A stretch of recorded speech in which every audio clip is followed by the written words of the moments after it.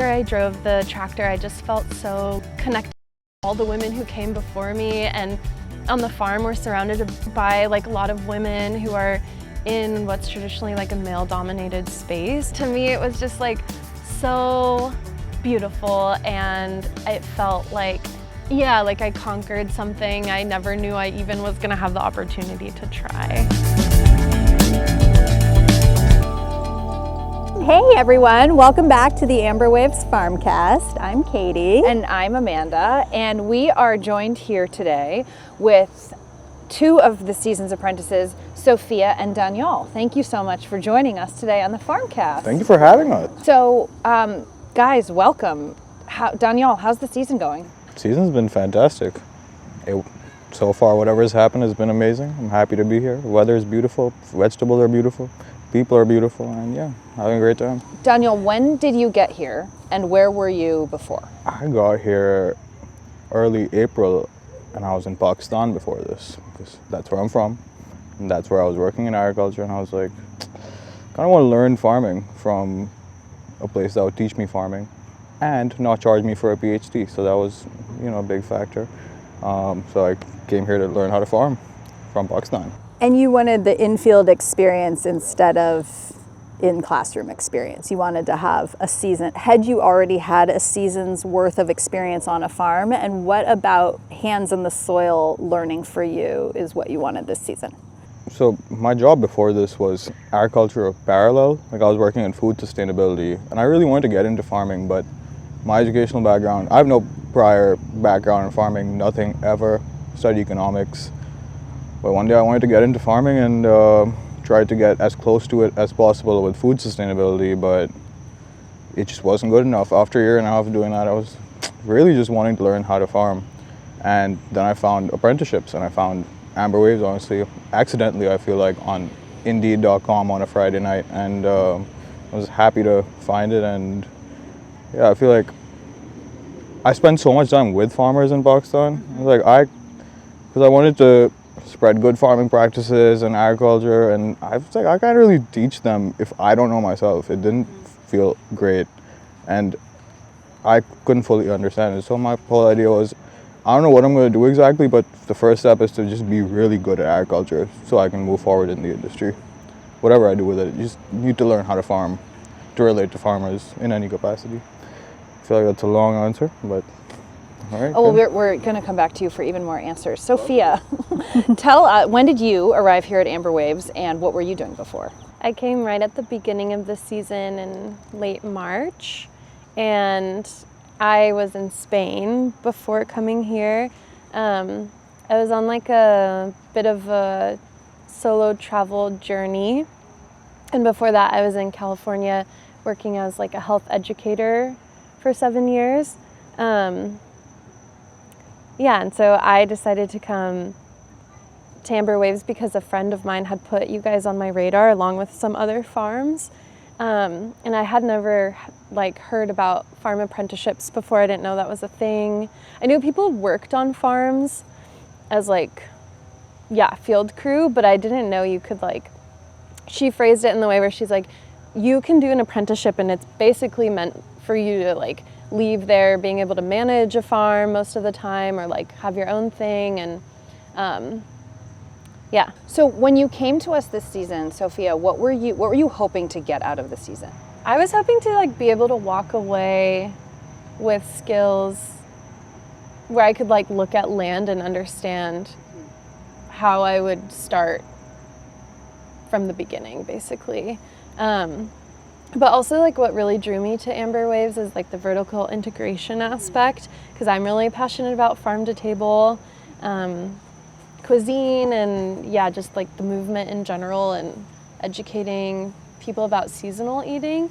So I was drawn to that aspect of the kitchen and on the market, and so I think I was hoping to see the entire timeline and process that takes.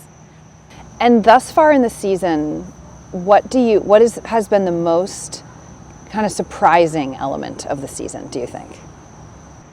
Well, I really want to say that my favorite thing I walked away with is seeing how bees sleep on flowers in the morning. Yeah. It's like really crazy to Beautiful. me. So I've never beautiful. seen that. And when you pet them while they're sleeping, they Yeah. put their hand up and they like don't want you to touch them. So that has been my greatest takeaway. No, I'm just kidding. But No, the small things are really, that to get that micro, it's a really special thing to It notice something is. so small. And on the celosia, they're like, well, Becca said this. She says they're like in their little towers because you'll see like 3 of them. It's really cute. Tell us what celosia is. Celosia is this flower that comes in many different shapes and sizes, but some of them are like spears basically, and so they're like little towers and fluffy, and that is one of my favorite things of the season, truly.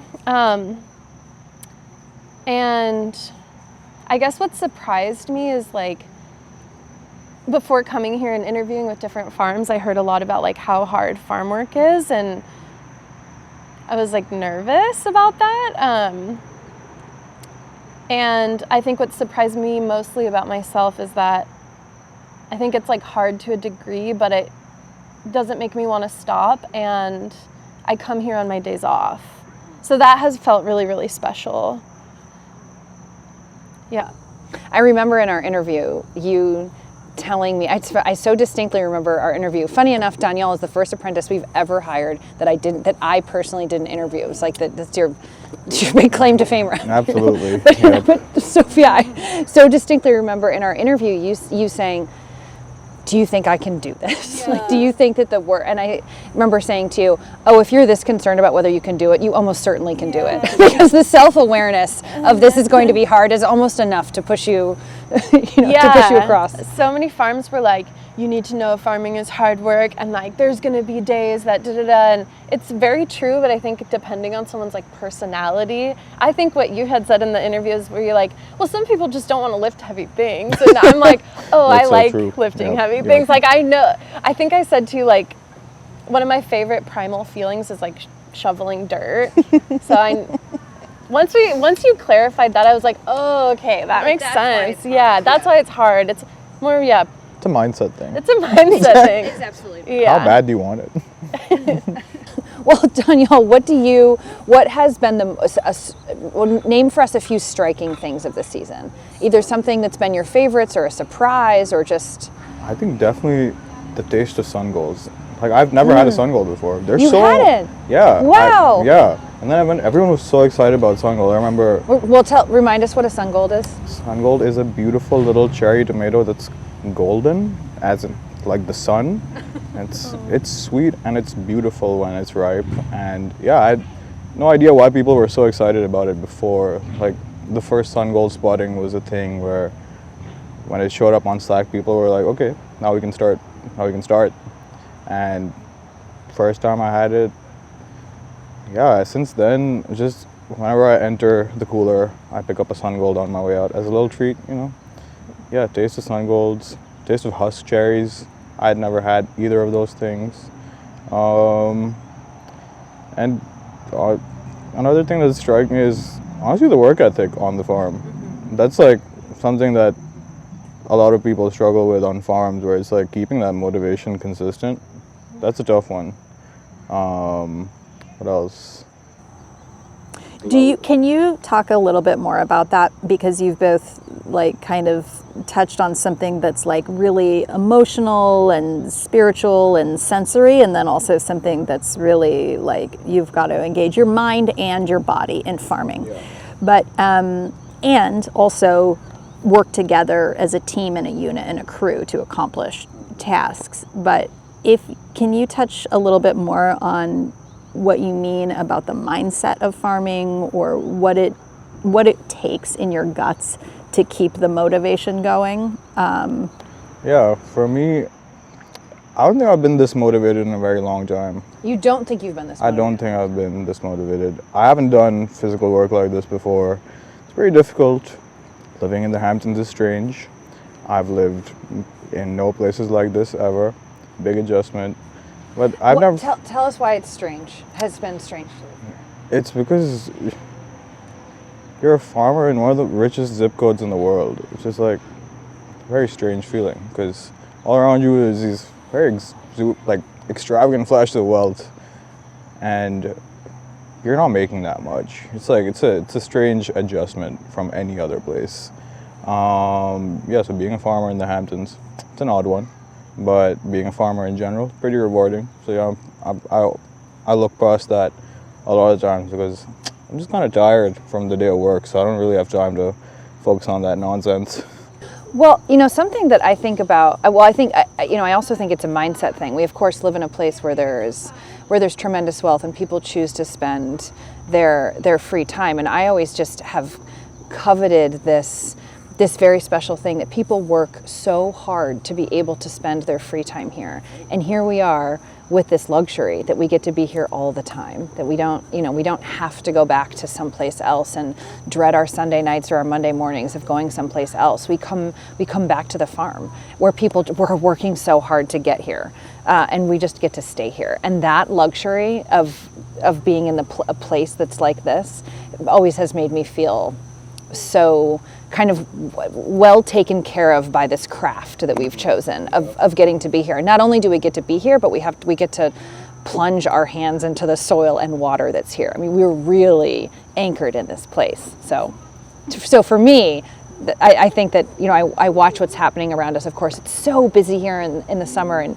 you can't make a left-hand turn on the street, and there's like a vibration of people. And then you step onto the farm field. I mean, if you're on one of our farther away fields, that's not right here on the sidewalk and Amagansett, but if you're on Town Lane or at the Buckskill Road field, or even on Cousins Lane next door, you're just kind of, the busyness of the area, to me, just like fades away, and you could be anywhere. That's true. Can we talk about the season arc of, you both talked about getting here in the springtime, and then you have gone through the summer season, and now we've just had the fall equinox. We're entering into fall. But what have you noticed about the seasons through your work or through food that are striking to you about the seasonality of this place, since you are both not from here? Well, for me, this year I have forgotten so many people's birthdays. And it's tough. I thought that I would be so tapped into the dates, because we're writing them on our harvest bins, and we're keeping keeping track of our crop plan. But I think the season arc really actually makes you focus so presently. It really makes you focus so much in on the present moment and what the weather is that day, that I don't know sometimes if it's June or September. I had a friend who I called August 5th, and I said, today I had to ask myself if June 5th has already passed, because that was his birthday. So that, I think what's been really beautiful is it really forces you to be so zoomed in, like we talked about with the bees, and yeah, literally just noticing how the air feels around me, versus I'm really not aware of anything else happening around me, which is kind of nice, actually. And being from California, it's also the first time I'm really experiencing true seasons in a way. Yeah, more rain, wind, cold, but actually it's been really great. Just wait. And yeah, when we first get here, all there is kale to eat in March, and then throughout the season it's you have an enormous abundance to eat anything you want. And I've had a lot of fun with the cooking and making different things for farmers and myself, and yeah, getting to play with all the produce. I think right now is such a special transition between summer and fall, that that produce transition is so special, because you're using older tomatoes in ways that make the world's most ancient creations, like pan con tomate, putting Can you tell us overripe bread and rubbing it on stale bread with olive oil and salt. I just think that's because earlier in the summer you would slice a tomato. Do you know what I mean? I do know what you mean. But now they're a little I mean, we're so thrilled to have a September tomato and an October They're still tomato. perfect. And I, you know, it's always my goal to pick a tomato on November 1st, and then we can mow them. But I want them. I want them until then. But to this arc of those first ones, and then like the very delicious ones that are in the height of August, and now they're just a little bit more kind of muted, and they're starting to just be a little waterier, and you know, they're just that flavor arc. It's such a special thing to be able to be. Yeah, make sauce. Like, it's more about like starting to make the warmer things. And there was a point in the season too where I made a very nostalgic soup that my mom used to make for me growing up, which is pozole verde, and it's using like tomatillos, cilantro, peppers. So it's kind of cool because you're using all these hot weather things like tomatillos and hot peppers, but then you also are using, like we put sliced radishes on it, which is more cool weather, cilantro, which is more cool weather. So there was like these really special like frontiers in the season where produce makes such a special thing. Well, and it's interesting when you know, recipes that we think of, like, you know, ratatouille. You know, it's the time of the season where you think, oh yeah, this is why this recipe is a recipe, because all these things are ripe and coming out of the field right now. And so of course that's how the recipe is anchored, you know. So I learned how to cook backwards from the farm field. I started farming when Katie and I met at Quail Hill. I was young. I was 22 and had never really, I was kind of straight out of college and had never cooked for myself before. So I worked backwards from what we just had and kind of being like, you know, working from there. So there's such this great luxury of taking home what, you know, like this box of just what, and saying, oh, I'm going to work backwards from what's in the box. It's the best part of this job. It's right. So Danyal, when you look at that box, tell us what's in the CSA box in front of us, and maybe tell us what you are the most excited about this week, or what you take the most. Packed this I box. and you packed personally packed this absolutely. box. So I know exactly. I'm ready for this question. Will you tell us a little bit about? First tell us what's in this box and what you're particularly excited about. In this box specifically, there are beets, little gem lettuce, broccolini, leeks, honey nut squash, honey nut, spinach, arugula, and beefsteak tomatoes. So I'm very excited about the squash and the leeks and the broccolini and the beets. Actually, I'm excited for a lot of things. For all of the things. I've already packed up some beets for the house. I'm going to pickle some beets. I'm going to make potato and leek soup. And I'm going to roast the squash. So I've already mentally been Daniel's a great cook. Are you both cooking nightly? Most of the time. Yeah. I try. Did you ever reach a point in the season where you had expended so much energy during the day growing the food that it felt like, somebody else has to do the cooking part, or did it feel like more of a reward to do the cooking part? I've experienced both on any given day. There were some nights where I like more threw together like a salad. Yeah.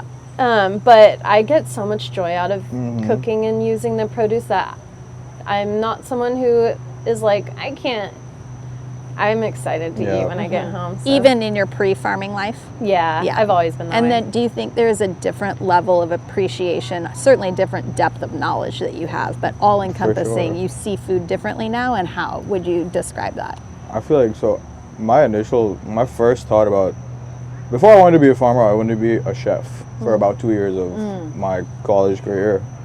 And then I graduated and I was like, wow, being a chef sounds really tough. And I don't know if I want to do that. So I'll do farming, yes. which is so easy. It's easy. A click away. Yeah. It's not the best decision making, but the thought process, there was some, I guess. There was some thoughts. Like, how could I work earlier hours and make a lot less money? Absolutely. Have it be harder on my body. 100%. Yeah. I'm not trying to retire. Bury me in those fields. You can.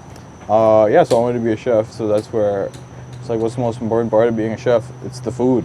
And then it just kind of blossomed into, wow, farming is so massive and so underrated, underappreciated. And I come from an agrarian country, so farmers always struggle and they're never really given credit. But all that later. But yeah, it started off with just my appreciation for food and being like, wow, if the tomato is not good, then the sauce will not be good. Yeah. So it kind of expanding on what you just said of farmers struggling, and how do you feel now that you've taken on this craft? How do you feel about your place in the world? That's a pretty big question. Yep. But It's perfect for an after work question, honestly. How do I feel about my place in the world? Some days good, some days not good, because even though I am a farmer at this moment, I'm a farmer in very, very ideal conditions. It's like, I get to have a scone at lunch. Other Yes. farmers are out there dying to sell their wheat and beans and facing climate change and actually not having any opportunities or social mobility or for example, farmers in Pakistan, no one goes into farming voluntarily. It's just like, it's a burden. Like, they have no other options. That's why the younger generation is also like, even globally, that's the issue, right? People want to get out because farming is tough. What I'm doing is like a choice I made. It's a luxury. So the days that I think like that, I feel a little out of place. But on the days that I think, oh, I could be working in an office doing consulting right now, I feel pretty good because the tomatoes are good and I'm happy and I'm tired. I've never been healthier. So it's like all these great things together. And I tried when I was coming here not to get too existential about my farming and just want to learn it so I can do something good with it. So I'm going to keep that, where I'm just trying to get really good at what I'm doing. And then let's see, I'll find my place in the world. That's so beautifully said. Sophia, how about you? Yeah, I really agree with what Danyal is saying, especially in times that we're facing now and what many farm workers are facing in our country. And we do think and talk about it a lot, that we have so much privilege to have made the choice to farm, versus many people who are in it because they haven't had necessarily a choice. But yeah, I think it just keeps you really present, and it's easy to get discouraged, I think, but also easy to remain hopeful and present with it. What do you find discouraging? I think more than anything, like how others talk about farming feels more discouraging. It's like a lot of warnings, other farmers might say like, don't get into this business, you're not going to make a lot of money, or like, if you're thinking of starting a farm, don't do it. And I respect, all of the warnings. And maybe there's some truth to them, or I think a lot of people are trying to have each other's backs, and really, farming is not the most like sustainable on your body for long term and sustainable financially. So I think that can get because to all food of is us. cheap. Yeah. Well, there's downward pressure. Food is not cheap to produce, but there's so much downward pressure on prices. Yeah, and land ownership and huge capital investments to get into to get into it. Definitely. Yeah, and it's so essential, but people treat it like it's just, like especially things like commodities like wheat, grains, all of that. So important. The fact that you guys even tried to grow wheat, amber waves, it's a big deal. Like, that's one of the things I liked about this place, because it's not the most glamorous, but it's so necessary, and it's those farmers who struggle the most. And I guess understanding, that. I always preach about this with our garlic, but our garlic was hand weeded 3 times by us. Yep.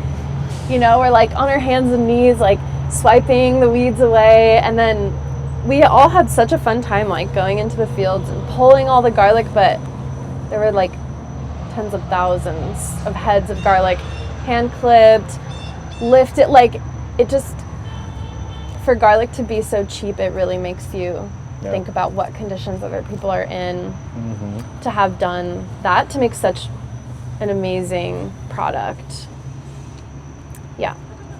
I think that's let's stay on this for a minute. The physical labor, this is about the first time you have done a job that involves so much physical labor, the physicality of it. But when you're describing how much labor it takes to grow a garlic crop the way that we do, I think it's really something that people ask us a lot about, or right now are in our market asking questions, why is the food so expensive?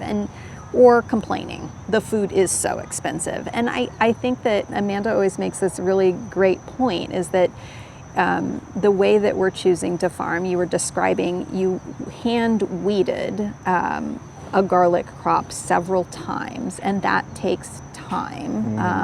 And so that is one way of looking at, if we are investing in your farmer education and you are learning, but you are also working, taking your time costs money. I mean, it's really truly the labor factor in growing food the way that we do, organically, sustainably, regeneratively, takes a lot of labor.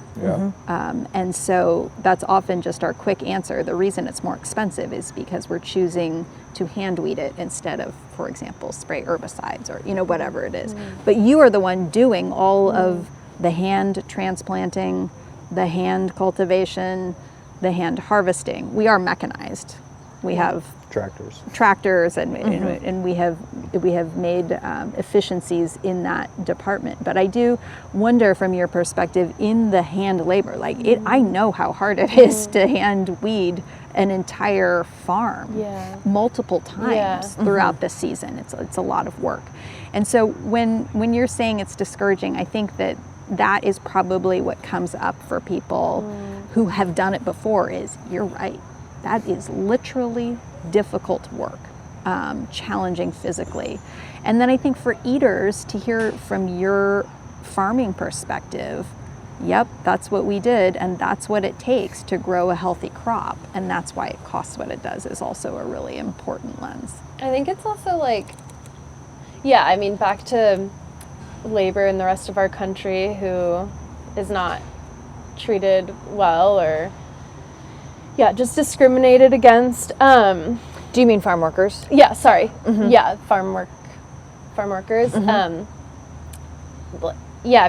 videos online of these guys who are bunching radishes at a pace that we unreal. Could never do. It's unbelievable. Because the price. That's your first year. That I could never do. Yeah, but I mean, just the skill and the pressure, and then to know what that radish bunch costs in the store, and what they're getting paid, and how hard they're working, and what their bodies are. Yeah. So again, I think I just really want to reiterate the privilege we have. Yeah. Getting paid a living wage. Yeah. Not working 60 hours a week, things like that.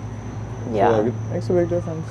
It's a really, I think, on our end, it's a really tricky thing to balance. Well, I mean, one of the things we try to focus on in the apprenticeship program is to introduce people to the real difficulty and the stress of the work. And I think having our production farm be a teaching farm, I think helps kind of share that stress with the crew, because the crew is taking the work really seriously. I mean, we have to pack 350 CSA boxes. We have to fill wholesale orders. We have to deliver to Fatima in the kitchen, or else bad things will happen. So it's say, on another point, aside from the labor, is also just if people were to see how much we truly love the produce, it's our babies.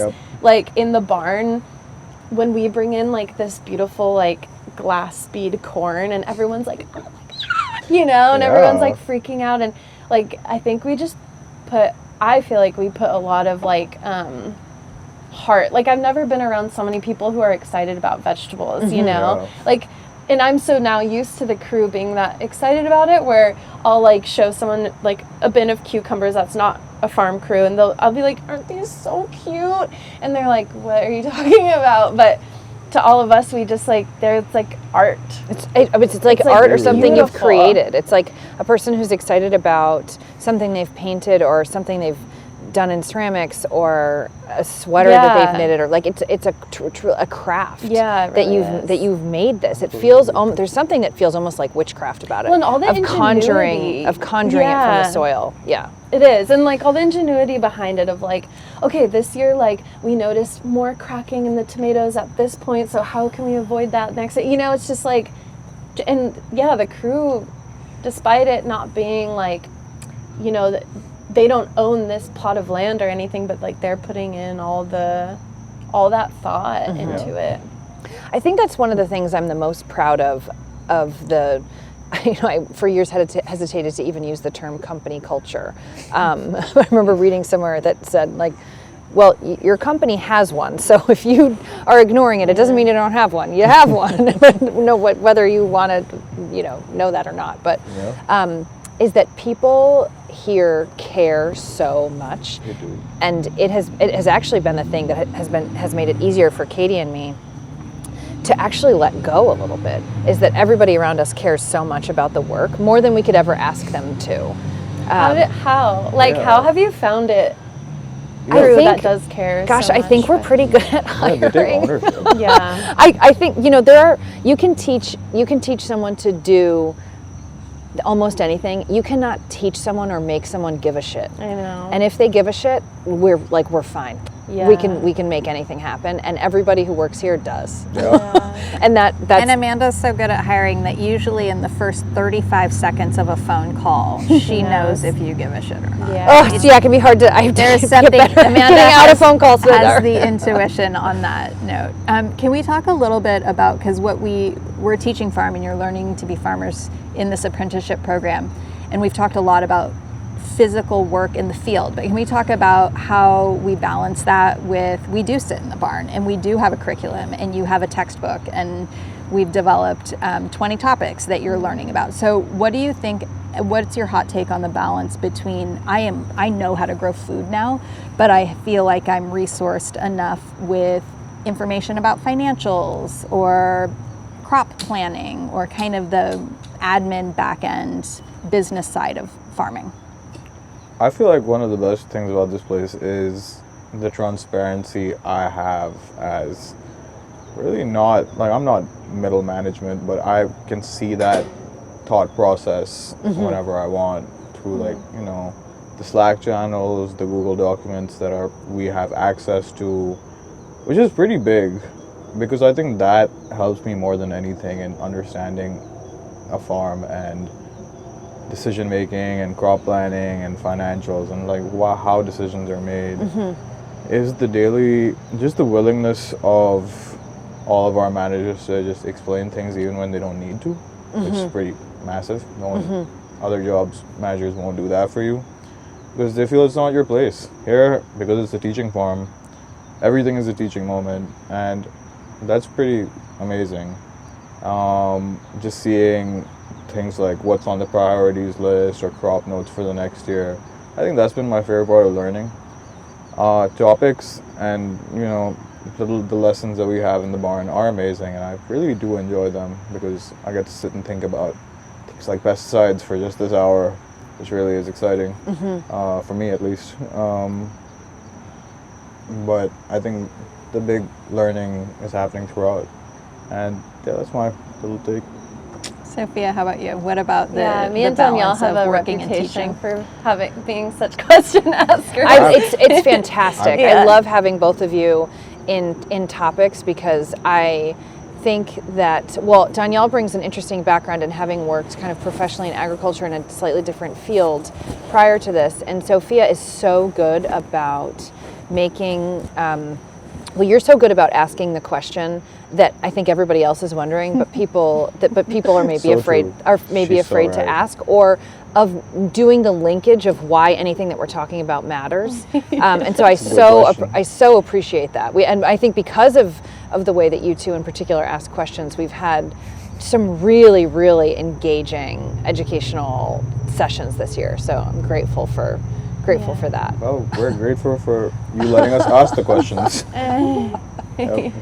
So Amanda and I were once farm apprentices. I know it's really hard to imagine that, but we are also born out of an apprenticeship program, and in the very early days, when we started Amber Waves, we had started only after 1 year of being an apprentice, and then some. Can you imagine the audacity? It's really, I love the story. My family keeps telling me to start a farm. I'm like, what's wrong with everyone? I cannot start a farm right now. Okay, I like, beg okay. you to differ. Yeah. If you at the end of the season say, I want to start a farm, we If- will support you in if that. you And had that is ultimately, including land. we're going to Guess where Katie starts making promises. get you Starts capitalized up. getting to Here's the Absolutely. opportunity C to word put it capital. out into Get the everybody universe. But this is The a capital very bristle. important point. You have the drive, you have the expertise, you have the I passion, have you the want to questions. do it. So let's talk about what young farmers need, because this is something that we're taking Absolutely. seriously. You are now about to graduate your first year. You are in the company of more than 75 farmers in this alumni network. You can stay and continue to work at Amber Waves, or you can springboard to work at another farm, manage another farm, or start your own. There's a lot of different options. But let's talk about what would give you pause or hesitation in wanting to. Let's start your own farm. What do you need? Let's talk about What what do I young need? farmers need to start their own operation. I feel like it's a person to person thing. I'm more cautious. I feel like you guys were very brave. I feel like I would need some homework or experience before I do it. I don't even know if I want to do it yet. That's the big question. I feel like I want to become really good at agriculture, because that could lead me to other work like policy or impact, or just because I care very much about climate change in agriculture and the impact it has on a lot of farmers. So I'm trying to figure out what the best way to make a difference there is. If I start my own farm and then inspire others, or make it a teaching farm, or etc., etc. But if I do decide to do that, I would be happy to start it next year. But it's unlikely I'll make a decision in the next few months. But if you're giving me land, I'm willing to take it. Okay, so So, now we all right, know. all That's right. what it takes for Yep, Danielle. yep. Okay, Sophia, how about you? What are your considerations? What would inspire you to say, yes, I want to start my own farm, or what would you need to do that? And are you even interested in that, having completed I a think there's season? like dreams for sure. Yeah, I don't know. I think I would want something a little small, and yeah, I would just need capital, and I think like probably a lot of help. And What kind of help? Oh yeah, like people. I don't know. Continued mentorship, expertise. Yeah, definitely, like coaching, consultants, yeah. and people who know like the land really well and understand some of the intricacies. Maybe I wouldn't, and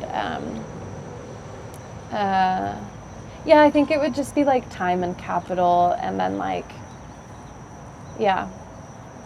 equipment.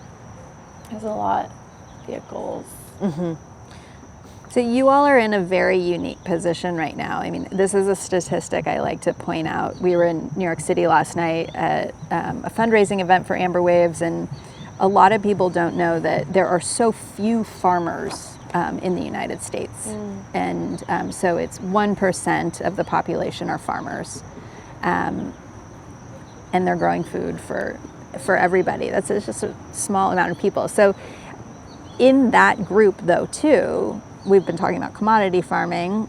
A majority of the farmers in that 1% are growing commodity crops, and a very small percentage of that 1% are growing food like this CSA box, fruits, vegetables, nuts, specialty crops that we eat every day. But now you are in that very specialized group and category of specialty crop fruit and vegetable farmers, flowers, grains. We grow other things too. And I guess, can you talk a little bit about, because if you take this on now, you have an extraordinary skill set. Thank you. And I think part of what Amanda and I want to make sure that both our audience knows the importance of why we're training new farmers. It's because there aren't enough, and the ones that are there are going to retire in the next 10 years. So there is a shortage of farmers to grow our food, and we cannot yell it loud enough from the rooftops. So Amanda, we experienced last week when we were visiting some farms in California who had called us to say, we have some farmers retiring or some farms that have gone fallow, and we need your help. Who can help us revive or carry on? Who is going to farm? So can we talk a little bit about the next generation legacy, the importance of training farmers on the national level? Yes. Well, I think neither you nor I knew about this looming crisis of farmers retiring at a rate faster than new farmers are joining the farm workforce. But it pretty quickly became apparent to us. The average age of the American farmer is 58. They're retiring rapidly. There's a lot of farmland in this country that feels like is about to be up for grabs, either for the next generation or for development, which is a scary thing. When we're losing farmland annually at about the size of Rhode Island every year, so about a million acres a year, and we can't get that back. It's it's going away, and it's much easier for it to go away when there's not a farmer to take on. So we've been kind of screaming for the rooftops for years, this critical issue of training new farmers to take over farmland, to feed us in the next generation. And I think when you and I were visiting Southern California last week, one of the, a tremendous amount of our food in this country comes from California, certainly. More than 30% of our specialty crops are grown in California and distributed throughout the country. So it's the green basket. Yeah, it's a lot of where the food's coming from. And yet some of our CSA members invited us to stay at their home in Southern California. They spend half the time here on the East End and half the time there, because there are a couple of farms, one that's already fallow, and one that a farmer wants to retire, and there just is no one to take the reins. And Kate, when we went there, we were like, well, certainly there's just a group of young farmers like there is on the East End of Long Island. And two of the farms that have started in the last 5 or 10 years are actually our own alumni. But anytime there is a public request for proposals that goes out here, or a new piece of farmland becomes available, people are jumping after it. So for example, East Hampton town just put out a public request for proposals on farmland. There were multiple applicants, us and many other farmers as well. And that's not the case in this area. There isn't this next generation that's behind, despite despite the agrarian nature of California. I think we talked about maybe a scale mismatch, that agricultural scale in California is huge, and these are smaller parcels, a 12-acre piece and a 35-acre piece. But there are these neighbors, who have invited us to dinner, who are looking at us around the room saying, well, what are we supposed to do? How can we make this farm still exist? This is our farm. This is our farm stand. Who's gonna do it? And that was so striking to me this is what happens if you don't have a pipeline of people of the next group to come in to do it, that there's just no one to do it. And fields go fallow and they get scooped up for development, and then it's over. Yeah. So that's the work. So you have the skills, and now the next step is to figure out how to get you the capital and to bridge you in this, what's like, a farmer and land link programs exist. But the goal then is to make sure that those farms aren't fallow, to make sure that you have a secure longevity where you can make a career as a farmer if you choose to, and feel both secure financially, independent and thriving, and can run your own businesses. So that's our hope. That's the crisis that's looming that we are all trying to solve here. Yeah. So it's easy to get into this kind of sphere of things that are discouraging and why this is hard. The work is hard, and money isn't good, hours are long. As we like to say, the days are long, but at least they're hard. Am I right? Yep. But given all of these challenges, I think we started in talking about things that really bring us joy from farming, and it's truly why, for people who have the luxury and the privilege to come at it because they want to. Okay, given that you had all the resources and all the money and all the things, and and there was no holds barred. Of course. Sophia, what would you grow Like, what would your I farm would look like? grow like fun edible flowers and special crops that chefs really want. Because I just love when other people are excited about an ingredient and produce the way that I am, or even more.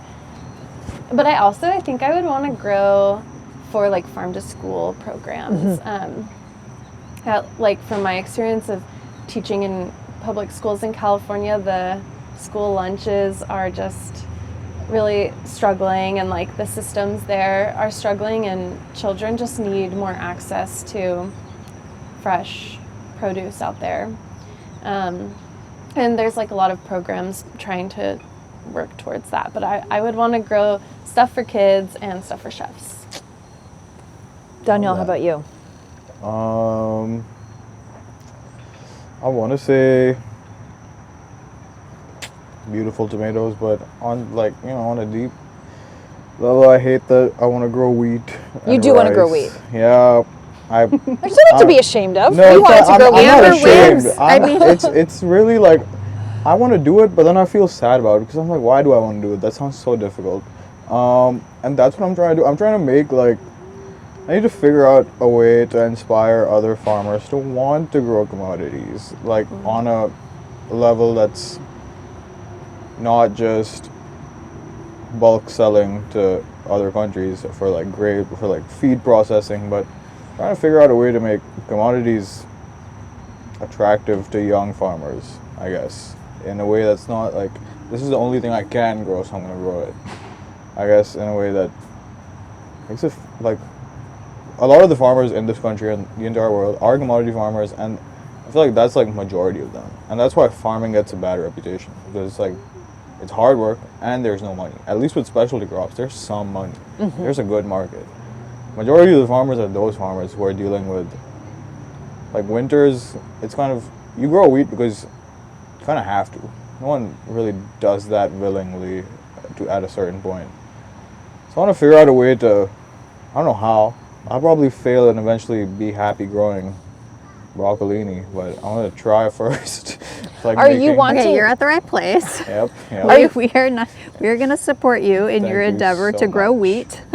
Are you wanting to disrupt the market when you're saying encouraging people to grow commodity crops? Are you wanting to see more direct to consumer?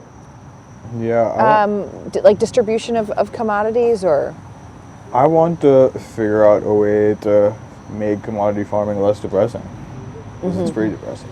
Even right now, soybean farmers in the U.S. are kind of very in a tough position because China is not buying any of the soybeans. And that's the life of a commodity farmer. So you're very much a price taker. I mean, all farmers are price takers, but there's certainly much more. There's much more elasticity in the specialty crops that we grow. So I feel like just the only way to actually figure out a way to improve things, I feel like, is for me to do it. I don't think I can sit from the outside and analyze it and be like, yes, this is the issue. That's, I guess, that's why I started farming in the first place. But yeah, sorry, now I'm in my head about commodity farming, and that's just never a happy place.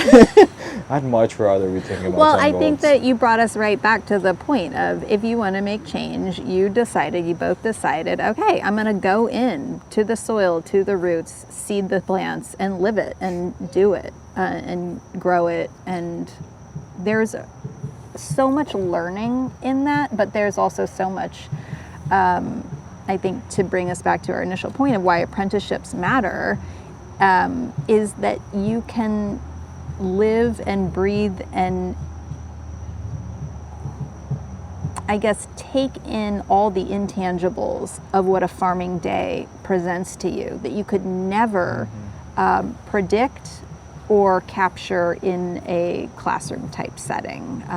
So, I mean, we have many students that have come through who have already studied soil science at Cornell, or, they have that degree experience. But I think that you have the insight to go in, if you really want to get to know something, if you really want to change policy, if you really want to change food policy for kids in California, you put your boots money where your mouth is, and you did the work, and you understand how it works, at the ground level. And I think that not many people take that risk, take the time, take the investment in their self and their own livelihood and education. And we want to encourage more people to do that, because I think we can all agree at this table that we believe that is how we can make a more positive impact in our own individual communities. So thanks for taking the risk and taking the season plus.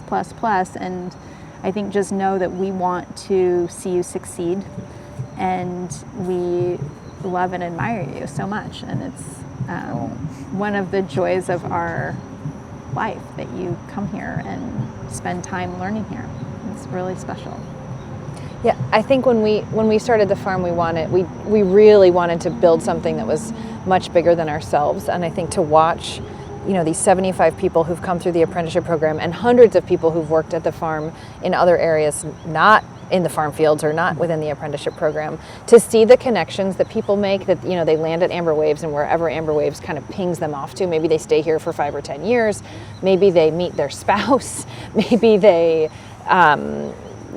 make some other connection and then land someplace else, or they meet another Amber alum and something else happens. I think that connectivity and that web has been one of the most exciting and rewarding things about having this farm. So I'm excited to see how you guys are going to play in the web. Same. The web Can't of wait. the world. I can't wait. That's next. So Sophia, I trained you on a tractor. What did you make of it? Do you like operating equipment? How was that training for you? So we did one training. Well, tell us about the training day. First training day 1. Well, actually, there's safety day 1. Safety, yeah. We all go down in a car down to the North Fork. Up to the North Fork. Down south. I don't understand Long Island at all, actually. I only know the farm. That's it. I don't know birthdays. It's the only thing that matters, all right? The All only I thing know on are Long the Island that sleeping matters. bees. We all drive down. We all drove to the North Fork for tractor training, safety training, and it's a scary training because they really want to imprint on you like how dangerous tractors can be. And the fear of God. they do a demo with a dummy that gets obliterated in a tractor implement, and and then we have a session with you where you train us on the tractor, and you have such a straight to it disposition, like no big deal. And after I learned how to drive the tractor with you, I took myself to time out in the porta potty and cried because, and I don't know if you know that, but I had to go have myself a little cry, and I'll tell you why. Because driving a tractor felt very like spiritual and emotional to me, and empowering. And there's many layers to it, which is, I think throughout my life, I have had like maybe a narrative of myself where I like don't think I'm like good at using power tools, and like I'm not good at math, and it's this like inner dialogue. So I kind of always like swore off like whatever, I don't know cars, and like I'm never gonna try to learn that. But my mom, when I was a teenager, had taught me how to drive using a stick shift. Mm-hmm. And my mom passed away 5 years ago, and so I think about her a lot when I'm on the farm. And specifically on tractor training day, I did, because a tractor is a stick shift car. Mm-hmm. And after I drove the tractor, I just felt so like connected to like all the women who came before me. And on the farm, we're surrounded by like a lot of women who are in what's traditionally like a male-dominated space on male-dominated equipment. Mm-hmm. Like if someone were to think of tractor, they typically think of man.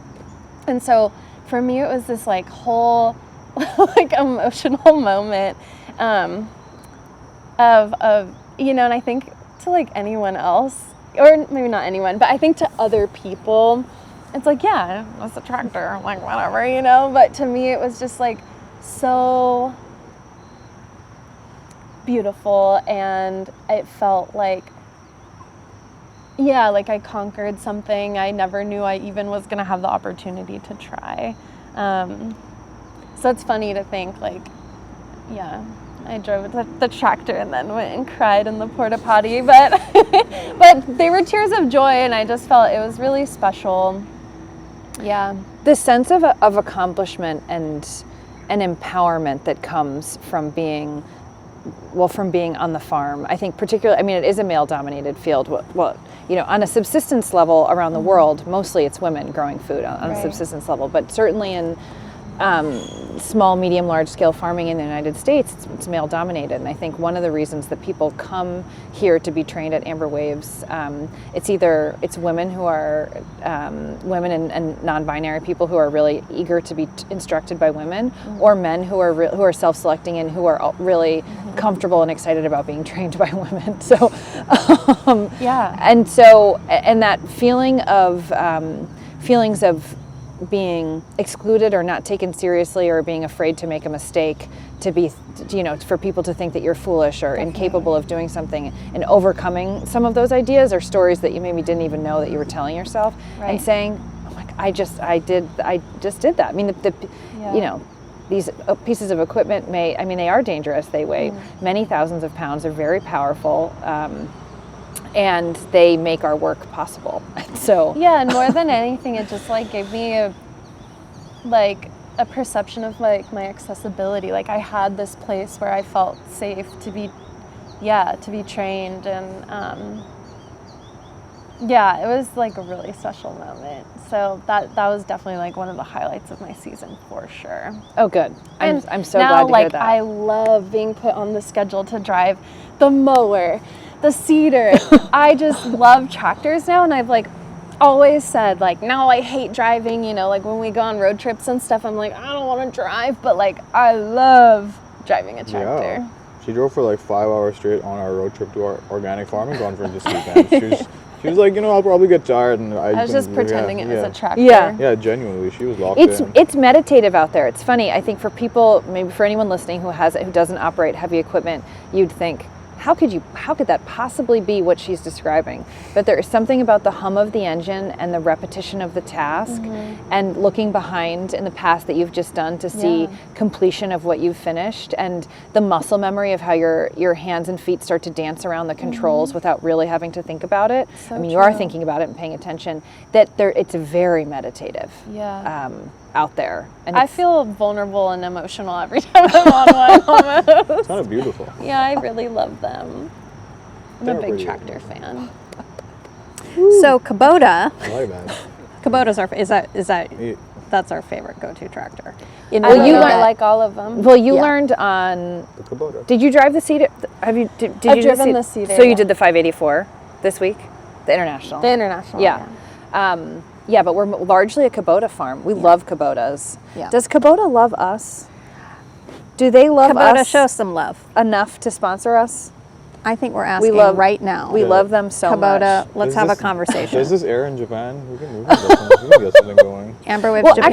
actually, a funny story about the first time, so Katie and I bought the tractor that you just learned, the International 584, at a dealership at Wanger's of Myerstown in Pennsylvania from a salesman named Craig, and we love the International so much. But since then, we've bought many Kubotas. We bought used tractors, new tractors.